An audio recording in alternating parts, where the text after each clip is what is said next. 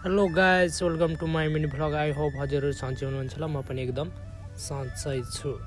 रुममा बस्दा बस्दै बोर लागिसकेको थियो, अनि यसरी रुममा त बसेर भएन, कतै घुम्न त जानु पर्यो भनेर हामी 3 जना भएर निस्क्यौँ। किनकि गर्मी पनि उत्तिकै थियो, तर गर्मी छ भन्दैमा रुममै बसेर मात्र त भएन। त्यसैले 3 जना भएर हामी घुम्न निस्क्यौँ। यो गर्मीको कारणले गर्दाखेरि साह्रै नै गर्मी भयो। अनि पानी पिउन त भनेर अब बाटोमा जाँदाखेरि नजिकै एउटा पार्क पनि थियो, हामी पानी पिउन लाग्यो।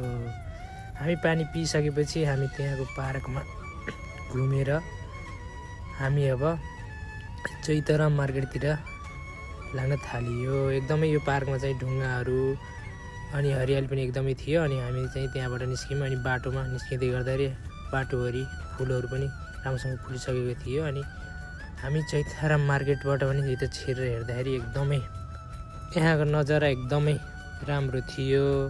वरिपरि हरियाली अनि भित्र माछा पनि उत्तिकै नै थिए र वरपरको वातावरण पनि एकदम सुन्दर अनि रमाइलो। साथमा गर्मी भएको कारणले एकदमै हामीलाई हतार भयो। अनि हामी मार्केटभित्र छिर्यौँ।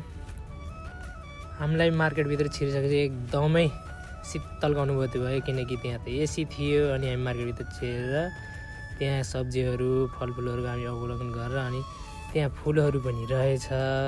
हामी त्यति हेरिसकेपछि हामी बाहिर निस्क्यौँ। गर्मी पनि हामीलाई उत्तिकै भएको थियो, त्यसैले हामी 1 घन्टा लेमन अफ लिएर रुमतिर फर्क्यौँ। यो भिडियो हजुरलाई कस्तो लाग्यो लाइक, सेयर एन्ड कमेन्ट गरेर नभुल्नु होला। By by.